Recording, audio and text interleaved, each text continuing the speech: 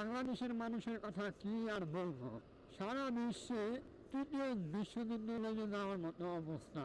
আর বাংলাদেশের ভাই দুঃখের কথা কি আর বলবো।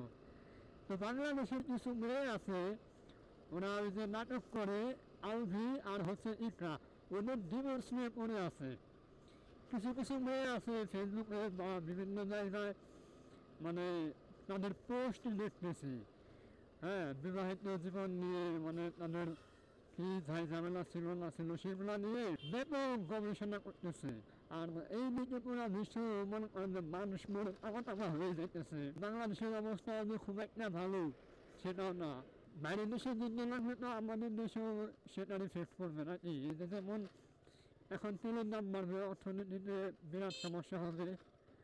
মানে এই মানুষগুলার, মানে এই মেয়েগুলার এই দিকে কোনো মানে চিন্তা ভাবনাই নাই। এরা আছে প্রেম ভালোবাসা, ঠিক আছে, এগুলা নিয়েই পড়ে আছে। আর একটা আশ্চর্যকর জিনিস দেখলাম, ইরানের প্রেসিডেন্ট আয়াতুল্লাহ আল খামেনির মৃত্যুতে বাংলাদেশের প্রায় বেশিরভাগ পুরুষ মানুষই ওনার পোস্ট শেয়ার করছে বা সমবেদনা জানাইছে।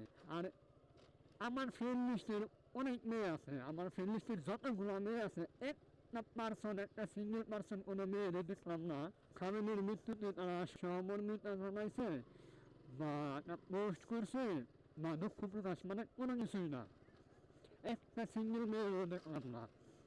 এটা তো শুধুমাত্র আমার ফ্রেন্ড লিস্টের কথা বললাম, পুরো বাংলাদেশের চিত্র এমন।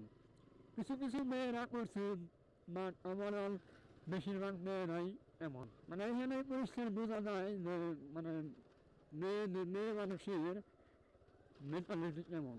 মানে আমি এই বিষয়টা নিয়ে আশ্চর্য হয়ে গেছি।